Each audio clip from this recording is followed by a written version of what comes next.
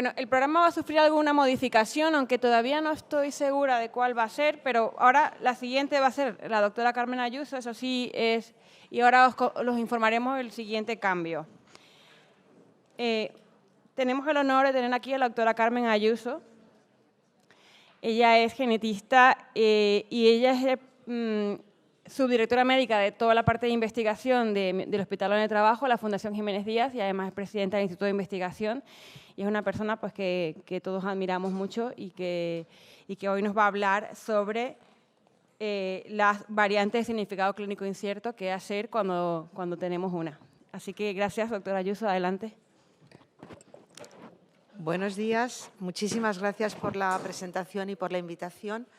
Le decía a Vanessa en el descanso que siento una mezcla confusa de respeto hacia todos vosotros y de pánico escénico, si me lo permitís, pero al mismo tiempo de excitación intelectual, porque durante mi vida profesional, que ya es muy larga, siempre que he estado al lado de algún nefrólogo o nefróloga he aprendido un montón y me ha servido de acicate intelectual para aprender mucho y os admiro profundamente. Tengo grandes amigos y grandes referentes en mi vida profesional que son o han sido nefrólogos. Así que muchas gracias por estar hoy aquí.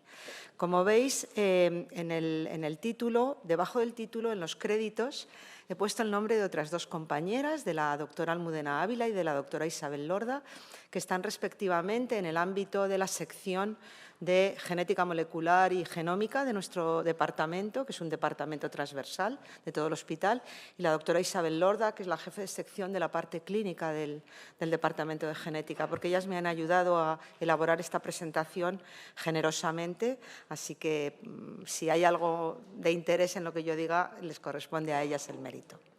Bueno, como era un reto el hablar de este asunto, que además lo habéis puesto con formato taller. Me voy a poner aquí a ver si veo la chuleta de lo que tengo debajo bien. Pues yo he querido abordarlo como yo lo abordo en mi proceso, digamos, intelectual de recorrido de lo que es una BUS, para que me acompañéis en esta reflexión a ver si os puede ser de ayuda. Lo primero, permitidme que os dé 4 pinceladas abundando más en lo que son las variantes genéticas y algunas cuestiones básicas sobre genética que sé que todos sabéis, pero que lo hago más para recordatorio mío que vuestro. En segundo lugar, cómo tenemos que analizar el significado clínico de una BUS para entender si es tal BUS o es otra cosa. Y por último, cuando no salimos de dudas, ¿qué podemos hacer? Bueno, me gusta poneros esto aquí porque es un poco reflejo de mi propia vida profesional. En los años 50 del siglo pasado ya sabíamos que el ser humano tenía 46 cromosomas y seguro que si se lo preguntáis a un estudiante hasta de primaria os contesta esto. Dudo mucho que haya muchos médicos que sepan cuántos genes tenemos los humanos, a pesar de que vamos a cumplir los 20 años desde que se publicó la secuenciación definitiva del genoma humano. Bueno, son más de 22.000, en torno a esa cantidad. Y esos genes están distribuidos a lo largo de todo nuestro DNA, con una representación muy pequeña y muy pocos genes y mucho DNA que no son genes. Incluso dentro de los genes, como bien sabéis, hay secuencias codificantes para proteínas que están en los exones, mientras que hay secuencias que no codifican para proteínas, como son las regiones reguladoras o los intrones. De tal modo que los exones, que es donde está la información relevante que codifica para proteínas, ocupa apenas entre un 1 y un 2% de nuestro genoma. Y os lo recuerdo porque cuando estáis recibiendo un informe de secuenciación de exoma completo, nos estamos refiriendo a esa región del genoma, apenas un 1 o un 2%. Pero el genoma restante, hasta completar los 3.000 millones de pares de bases que tiene el genoma humano, no es un genoma basura, no es un DNA basura, como decían antes, sino que contiene también información relevante, no solo secuencias reguladoras, sino otros genes. Tenemos hasta otros 22.000 genes que codifican para RNAs, que no llegan a hacer proteínas, sino que esos RNAs actúan sobre el propio DNA, modulándolo, regulándolo. Sabemos que estos genes tienen un papel relevante, por ejemplo, en el cáncer. Y también pseudogenes. Los pseudogenes ya sabéis que son muy importantes, tenemos hasta 14.000. Es un vestigio evolutivo de la duplicación de algunos genes que pierden funcionalidad y que tienen un rol en patología muy importante, porque los pseudogenes favorecen que se produzcan determinadas alteraciones, variantes que son patogénicas, y además dificultan el análisis de los propios genes. Por eso, por ejemplo, cuando nosotros queremos hacer un análisis de una poliquistosis renal, tenemos que recurrir a tecnologías genómicas que nos permitan diferenciar bien el gen del pseudogen para que cuando establecemos una variante sepamos que está en el gen y no en el pseudogen. Bueno, hasta el momento actual, hasta anteayer, en OMIM aparecían más de 7.500 enfermedades para las cuales conocíamos su base genética, que se corresponden con algo menos de 5.000 genes. Es decir, hay genes que producen diferentes fenotipos, diferentes enfermedades. Dicho de otra manera, dos seres humanos, dos de las personas que estamos en esta sala, nos parecemos en un 99,9% de nuestro genoma, pero somos distintos en un 1 por 1000 de nuestro genoma. Esas diferencias son fundamentalmente variantes de un único nucleótido, SNVs, las llamamos por sus siglas en inglés, o también inserciones de lecciones, o también variantes estructurales. Esas diferencias comprenden, en su gran mayoría, son cambios neutros, no significan nada desde el punto de vista clínico o funcional. Algunas veces nos confieren características individuales. Suelo decir de broma que gracias a estas variaciones, todos los que estáis aquí sabéis que yo no soy el presidente Obama, porque se nota, soy más bajita, bastante más, el color de mi piel es diferente, mi acento inglés, si me oyerais, es bastante distinto, etcétera, etcétera. Bueno, además tenemos muchas variantes genéticas que tienen un efecto muy pequeño, pequeñísimo, sobre el fenotipo, que tienen un factor de riesgo o de protección ante determinadas enfermedades. También nos confieren diferentes tipos de respuesta ante los agentes externos, entre los que se incluyen los fármacos, y toda esa constelación de variantes confieren lo que llamamos puntaje de riesgo poligénico, que lo oiréis porque está muy de moda y seguro que algunos de vosotros lo estáis manejando, pero que no es de lo que vamos a hablar hoy ni el objetivo principal de esta sociedad. De lo que nos interesa fundamentalmente es hablar de las mutaciones que producen enfermedades genéticas hereditarias. Un gen en concreto cuyas variaciones pueden producir un fenotipo concreto.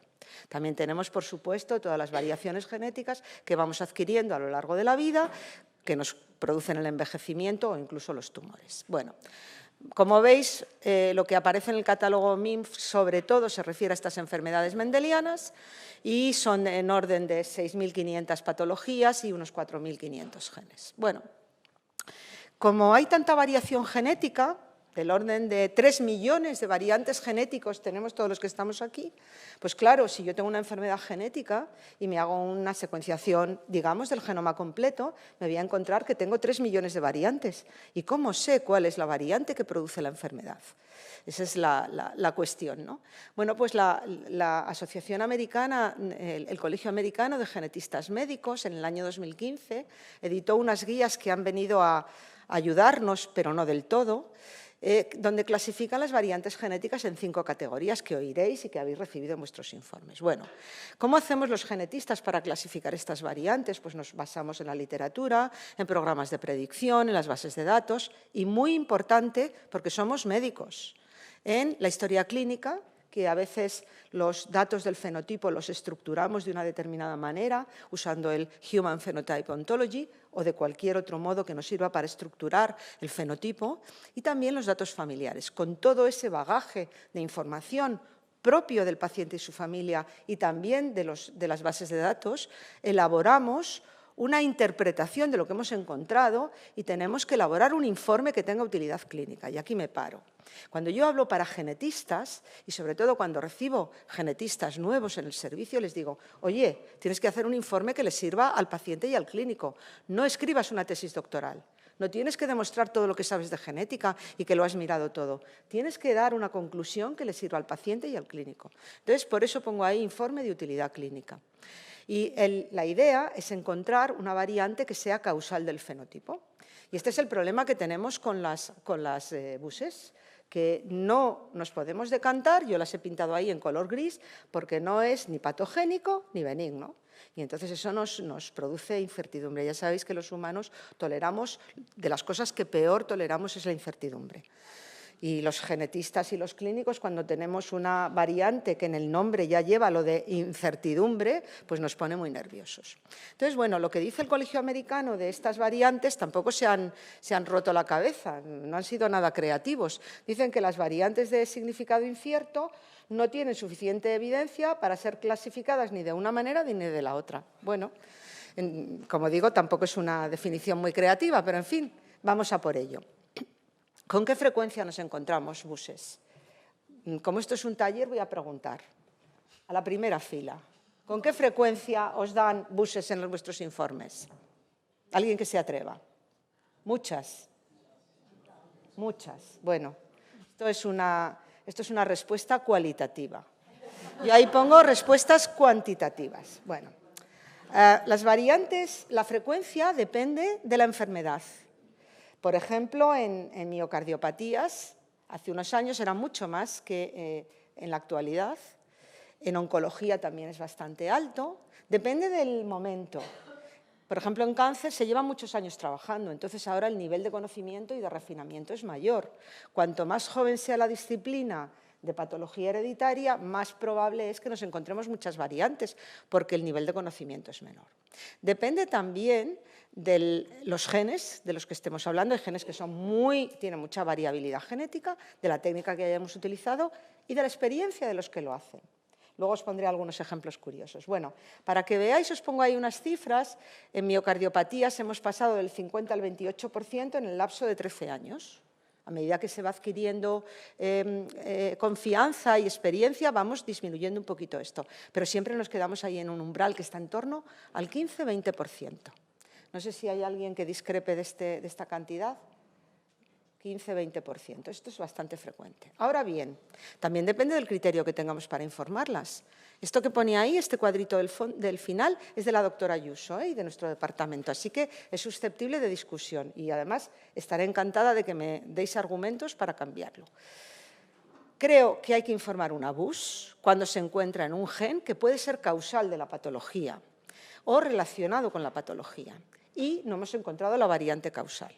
Si yo tengo una variante que sé claramente que es la que causa el fenotipo, aunque me encuentre buses en otros genes o en el propio gen, ¿para qué lo voy a reportar si he encontrado la causa? Eso solo produce ruido de fondo y perturba y confunde al paciente y a su médico.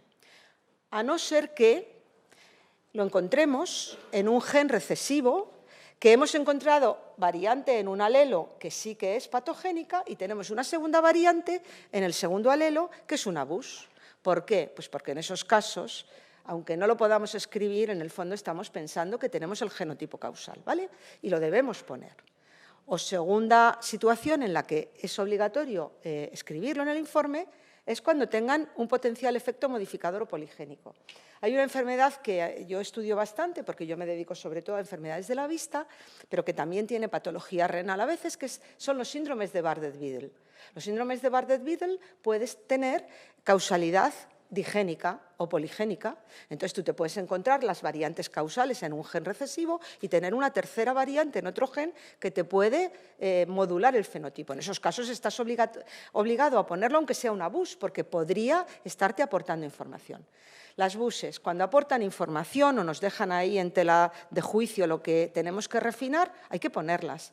Cuando aportan confusión, no hay que ponerlas, ¿vale? Aunque sigan estando en el genotipo, en el genoma de ese paciente. Por si acaso, eventualmente tenemos que volver sobre ellas, pero no las tenemos que reportar, o mejor no reportarlas. Bueno, ¿por qué nos preocupan las buses? ¿Por qué os preocupan? Yo aquí pongo algunas cosas, pero por favor decidme si me dejo alguna importante. Porque podrían ser la causa, ese es el quid de la cuestión, por eso lo dejamos ahí puesto como un Warner. Esto puede ser la causa de la enfermedad, pero en realidad no lo sabemos, así que no lo podemos tratar como si fuera la causa. Y por eso tenemos que tener cuidado cuando informamos a los pacientes. Fijaros, en cáncer, estos autores que cito ahí en la diapo, hicieron un cribado, vieron a ver qué pasaba cuando reportaban las buses. Se dieron cuenta que más del 85% de los pacientes confundían las buses con la causa. Y esto creo que todos lo habréis experimentado, esto pasa. Incluso los colegas, los clínicos también las confunden. Ojito, porque no son la causa, no sabemos si lo son o no. Entonces, esto tenemos que tener mucho cuidado. Y fijaros, la Universidad de Washington ha hecho esta página web, está muy bien, os animo a que lo veáis, que es para ayudar a los pacientes a entender lo que es un abus y qué es lo que tendrían que hacer para salir de dudas. Y si es bueno para los pacientes, es bueno para nosotros también, ¿vale? Bueno, esto nos importa porque las BUSes tienen impacto en las decisiones médicas, en otros estudios, en otros familiares, y aquí hablo del diagnóstico preimplantacional. Me ha comentado Roser que ella comentó ayer un caso, yo os voy a comentar otro, y porque también a veces tener un determinado genotipo permite meter a un paciente en un ensayo o no, ¿vale? Bueno, pues ¿cómo analizamos nosotros las BUSes? Pues tenemos que tener en cuenta el contexto molecular y el contexto clínico familiar. Y os voy a poner los ejemplos de lo que dice el ACMG y cómo lo miramos. En el contexto molecular, los datos técnicos del estudio. ¿Qué genes hemos mirado? Si el sistema nos permite ver variantes tipo CNV o variantes estructurales o no. ¿Qué profundidad tiene? Si tenemos fiabilidad de todo lo que hemos hecho o no. ¿Qué otros hallazgos patogénicos tenemos? Si es bialélico y luego los análisis funcionales. Y el contexto clínico y familiar, que a mi modo de ver es el valor añadido que tenemos los grupos multidisciplinares. Nosotros nos reunimos por lo menos una vez al mes, Vanessa, con los genetistas nefrólogos y discutimos los casos. Y yo creo que, vamos, yo ahí aprendo un montón cuando puedo asistir. Este es el valor añadido que tenemos estos grupos multidisciplinares en los que os animo a participar y que nos diferencia de los clínicos que mandan la muestra a un laboratorio externo, que a veces es el único recurso y está muy bien, pero que aporta mucho conocimiento recíproco, ¿no? Si el gen concuerda con el fenotipo, si es de nuevo o no, si hay otras personas afectas y si hay otros biomarcadores de la enfermedad. En la mesa anterior hemos oído montones de biomarcadores bioquímicos que ayudan a refinar el fenotipo. Bueno, estas son lo que dice ACMG de las variantes patogénicas y probablemente patogénicas. Os lo traigo a modo de ejemplo para que veáis que entre estos criterios los hay que son de tipo molecular, pues si es una variante nula, una variante que produzca un alelo nulo de pérdida de función, o si es otro tipo de variante, en qué región del gen esté, cuál sea la trascendencia a nivel de la proteína. También a nivel clínico, si es de novo o no. También a nivel poblacional, si la variante se encuentra más representada en la población de pacientes afectos que en la población control. Lo mismo para las moderadas, etcétera, etcétera. No os voy a entretener con esto porque estas guías son de acceso público y las podéis mirar. Pero tenéis que daros cuenta de que, aunque parece un rollo, los criterios de la CMG en realidad están fundamentados tanto en conocimiento molecular como en conocimiento clínico como en conocimiento poblacional. Y esto es muy relevante.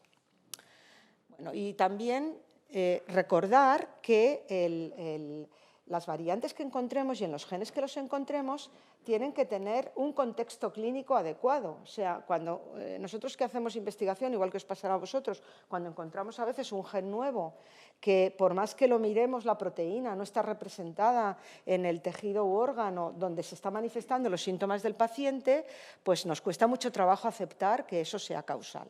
Entonces, el matiz clínico, insisto, es súper relevante.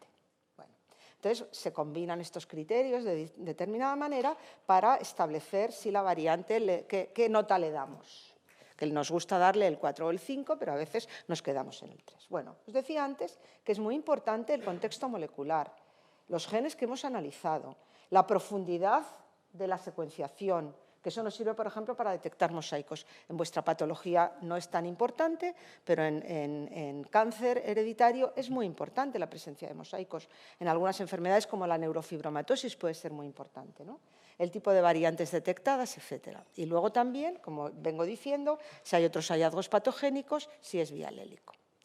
Bueno, cuando no llegamos a colegir cuál es realmente la variante, si es un abuso o no, o si tenemos dudas, pues siempre se habla de los estudios funcionales. Pero esto también es un poco teórico, porque nosotros no tenemos ratones C. elegans perdón, gusanos C. elegans o ratones para hacer modelos animales y probar un 20% de buses que encontramos en estudios genéticos. Vamos, eso es una entelequia, eso no se puede hacer.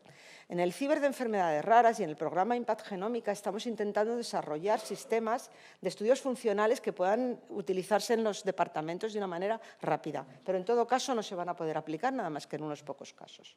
Siempre vamos a poder hacer otras cosas como son transcriptómica, metilómica, lipidómica, proteómica, etcétera, que a medida que las herramientas sean más asequibles lo podremos hacer mejor.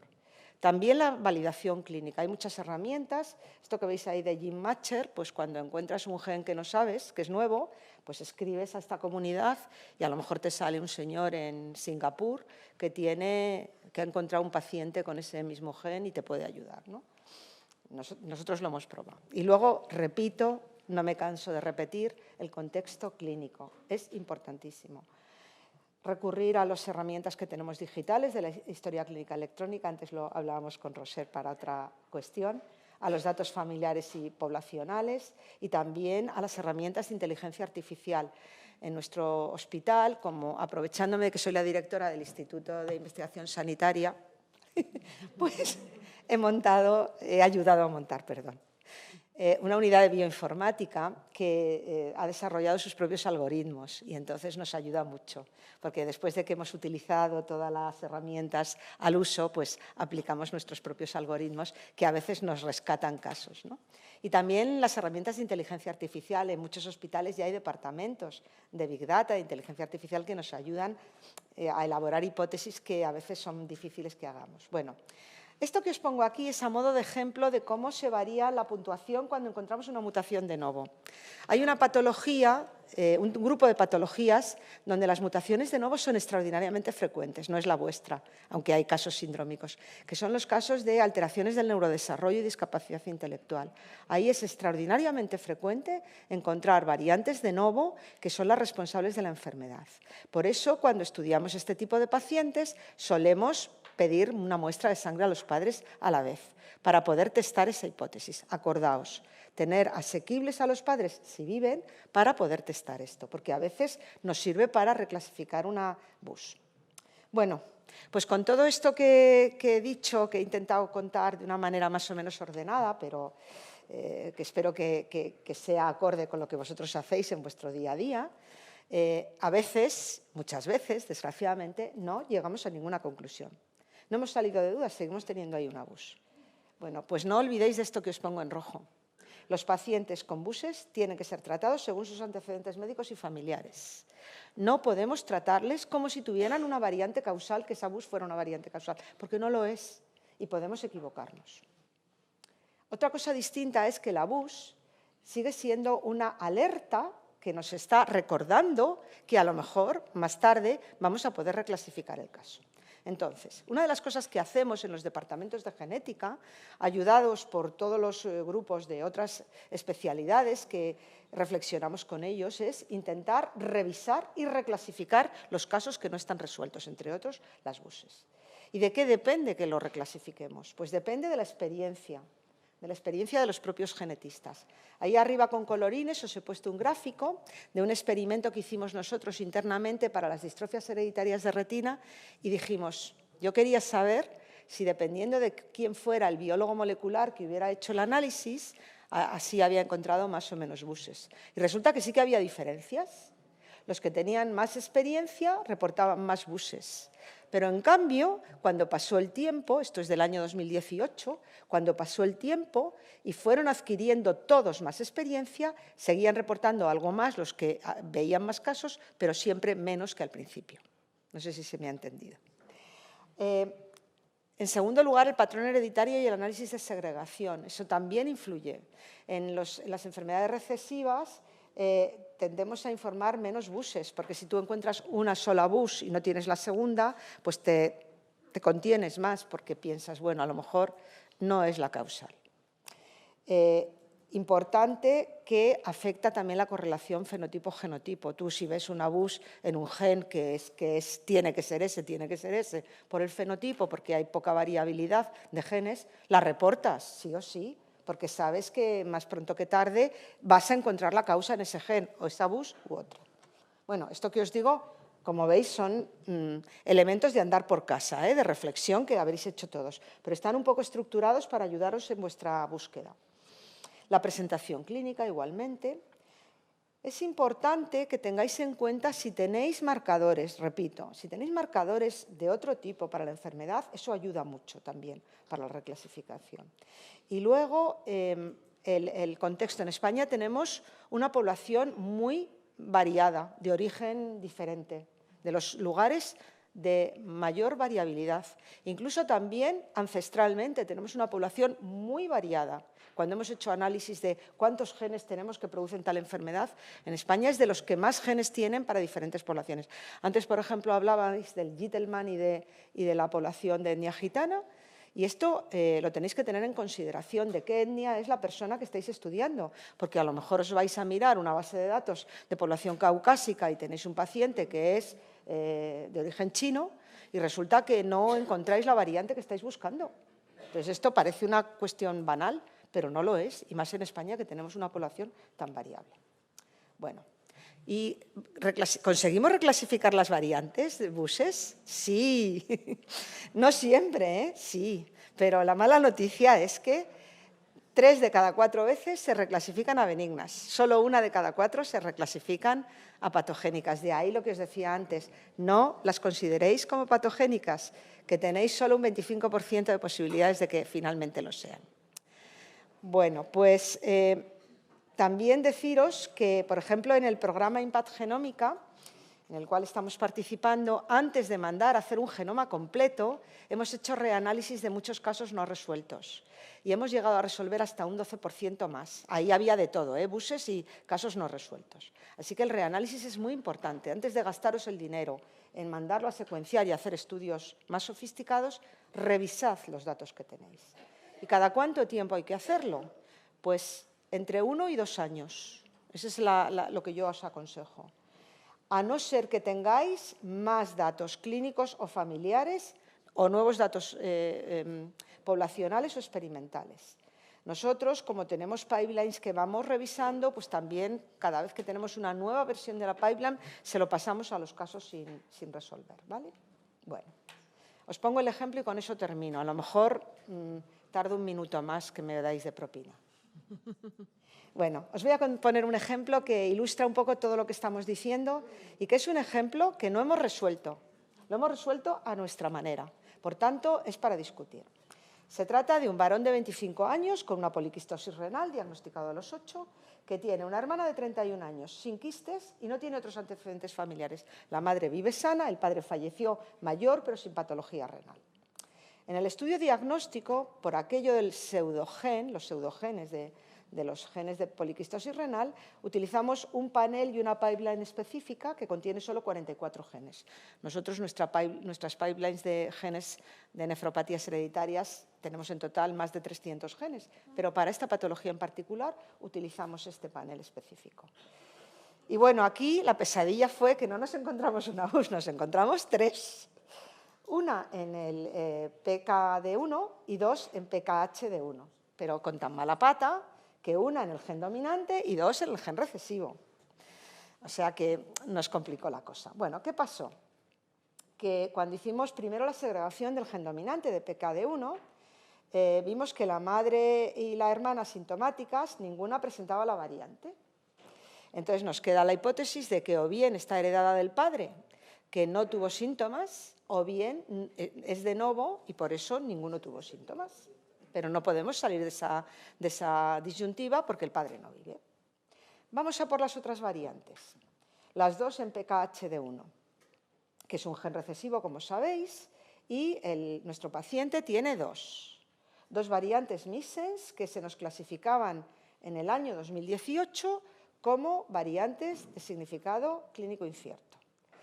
De nuevo, como el padre no está fallecido, pues no la podemos segregar en el padre, pero sí en la madre, que tiene solo una variante, y en la hermana, que tiene la otra. Por tanto, deducimos que son bialélicas, que están en trans, ¿vale? Pero, como estamos revisando el caso, en el año 2024 reanalizamos las variantes y nos encontramos que la variante que os he pintado en en verde, la variante valina 3934 isoleucina, se reclasifica a variante benigna. Luego ya no tenemos dos variantes buses en trans, tenemos una variante bus en un solo alelo, ¿vale? Bueno, entonces, os digo a qué conclusión hemos llegado con lo que sabemos en estos momentos. Hemos llegado a la conclusión de que muy probablemente, de haber encontrado alguna variante causal, sería la de PKD1. Pero sigue siendo una bus. ¿Para qué la vamos a considerar como si no lo fuera? A efectos terapéuticos individuales, porque no tenemos otra cosa. Pero a efectos reproductivos no la podemos considerar como una variante causal. No podemos hacer un diagnóstico genético preimplantacional en base a esta variante, porque no estamos seguros. Además, la Comisión Nacional de Reproducción Humana Asistida no nos la aceptaría. Por tanto, tenemos que seguir para intentar ayudar a este señor, que tiene ahora ya cerca de 30 años y es muy posible que quiera reproducirse y que por eso haya hecho esta pregunta. La vamos a tener que revisar al menos anualmente para ver si conseguimos finalmente reclasificarla como patogénica. ¿De acuerdo? Para ayudarle en su planificación reproductiva. Esta ha sido nuestra conclusión y veo que hay voces en la sala y entonces me alegra mucho porque espero que me hagáis aportaciones que nos puedan ayudar en este caso. Bueno, pues estas son mis conclusiones y con eso termino.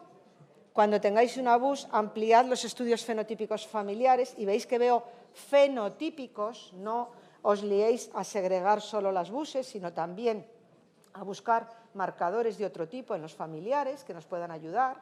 Haced el reanálisis al menos cada 2 años y es responsabilidad compartida entre quien solicita la prueba genética, vosotros, y quienes la hacemos, nosotros, el recontactar con los pacientes si reclasificamos alguna variante. Esto es muy importante. Y de nuevo, las BUSes no se pueden informar como si fueran causales, se informan como BUSes. Pues nada más, muchas gracias.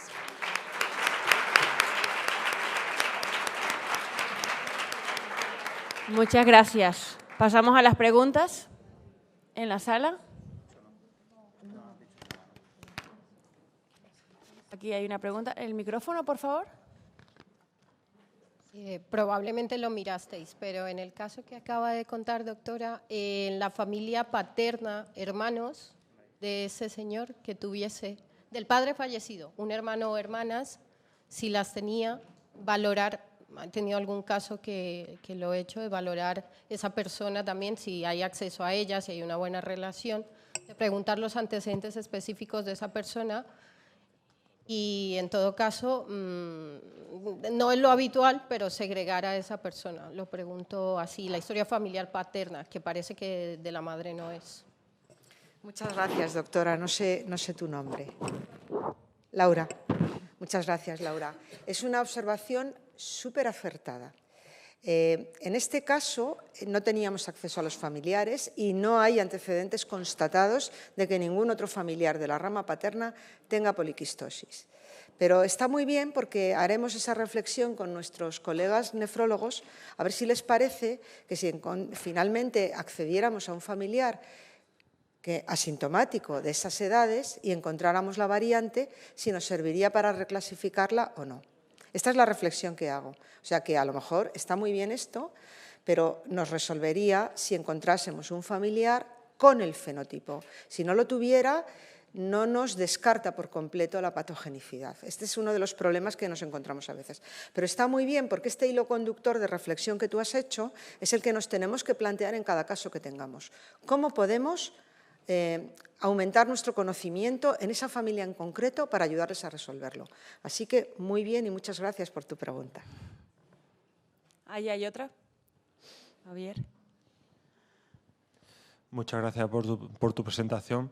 Ya sabemos que las BUS nos generan mucha incertidumbre a los nefrólogos, pero sobre todo nos la generan, o personalmente a mí, cuando viene un paciente joven y está buscando el diagnóstico genético preimplantacional y sabemos que no podemos ofrecérselo en la sanidad pública. Y mi pregunta es la siguiente. ¿En la sanidad privada se puede hacer diagnóstico genético preimplantacional teniendo BUS? Te lo pregunto desde desconocimiento, ¿eh? Me encanta que me hayas hecho esa pregunta, no sabes lo que me gusta, porque te voy a aclarar una cosa. La Ley de Reproducción Humana Asistida aplica para todos los españoles, paguen o no paguen, punto número 1. Luego, los criterios para aplicar el diagnóstico preimplantacional no tienen nada que ver con que esté cubierto o no por la Seguridad Social, nada que ver. Se puede o no se puede hacer, ya está, punto. Segunda cosa. El Sistema Nacional de Salud cubre el diagnóstico preimplantacional. Nuestro centro es centro de referencia de la Comunidad de Madrid y hacemos diagnósticos preimplantacionales gratuitos a través del sistema público. O sea, está cubierto. No sé si… Vamos, y está en la cartera de servicios del Sistema Nacional de Salud. Luego está cubierto. Tercera cosa. Cuando tú quieres hacer un diagnóstico preimplantacional, tienes que tener claro las 3 características que te dice la ley. Que se conozca y se pueda hacer técnicamente el diagnóstico y que esa variante genética y esos antecedentes sean de alto riesgo en la descendencia. Con una BUS no lo es porque no lo sabes. 2, que sea una enfermedad grave. 3, que con el conocimiento actual no tenga un tratamiento eficaz. Son las 3 características que tienen que tener. Que sean de alto riesgo y produzcan una enfermedad precoz, que sea grave y que no tenga tratamiento. Y eso es lo que antes hablaba con Roser de cómo lo hacíamos en la comisión, cómo evaluábamos todos estos casos. Entonces, una BUS no depende de quién pague el diagnóstico preimplantacional, es que tiene incertidumbre, y como tiene incertidumbre y no podemos dar un diagnóstico directo de lo que va a ocurrir en el embrión, pues por eso la ley no permite en esos casos hacerlo. Es una cosa un poco de sentido común, que nos produce a todos mucha angustia y mucho estrés, pero imagínate cómo sería la cosa si imagínate que la ley no fuera así, la comisión no fuera así, y permitiera que se pudiera hacer un diagnóstico preimplantacional con esa incertidumbre. Y se hace un diagnóstico preimplantacional basándonos en una BUS, y luego resulta que esa no era la causa y nace un niño sin esa BUS, pero con la enfermedad. Sería un drama para todos, un drama. Y puede ocurrir si no nos aseguramos de que esa variante sea la causa. Entonces, es verdad que introduce un gran porcentaje de incertidumbre y de sufrimiento para los clínicos y sobre todo para las familias, pero es verdad que aún con eso tenemos que ser capaces de asumir esa responsabilidad y de no dar ese paso porque no es posible. No sé de qué comunidad autónoma eres, no hace falta que lo digas, pero infórmate acerca de cómo resuelve tu comunidad autónoma los diagnósticos genéticos preimplantacionales del Sistema Nacional de Salud, porque están en cartera de servicios y tienen la obligación de resolverlos. Gracias. El sistema público. Yo tengo un comentario, Carmen, si me permites. A ver, este paciente, yo me lo encuentro en la consulta, porque es mío, y entonces, claro, este chico clínicamente se comporta como un rápido progresador, tiene unos riñones grandísimos, que desde el primer momento tuve clarísimo que iba a ser rápido progresador, aunque cuando lo conocí tenía una función del riñón normal, pero con riñones, creo recordar que eran 1E, o sea, que eran muy grandes. Entonces, mi pregunta es, cuando tú encuentras esto y ves que la variante en PKD1 es una BUS, dice, bueno, pero es que clínicamente yo no le… O sea, porque clínicamente parece que es patogénica, o sea, porque clínicamente se comporta como eso. ¿Podría ser el hecho de tener esta otra BUS en PKHD1 que haya hecho este factor de que juntas pues sea como algo digenésico que has dicho antes, ¿no? O sea, que el hecho de tener una BUS en PKHD1 y otra en PKD1 que sea la lipatogenic o BUS, que juntas hayan estos efectos sumativos y que esas cosas pues las vamos a ver más adelante pues más frecuentemente, ¿no? Que hayan 2 genes que juntos se sumen. Eso. Bueno, mi respuesta es ambigua porque no sé la respuesta. Podría ser, no te puedo decir ni que sí ni que no. Lo que sí que creo es que este caso, que hemos tenido que revisar en el servicio porque hemos querido elegir un caso difícil que pudiéramos ayudar, que nos pudierais ayudar en la reflexión, lo tenemos que volver a ver en sesión y darle más vueltas y volverlo a revisar para poder ayudar y resolver definitivamente el caso.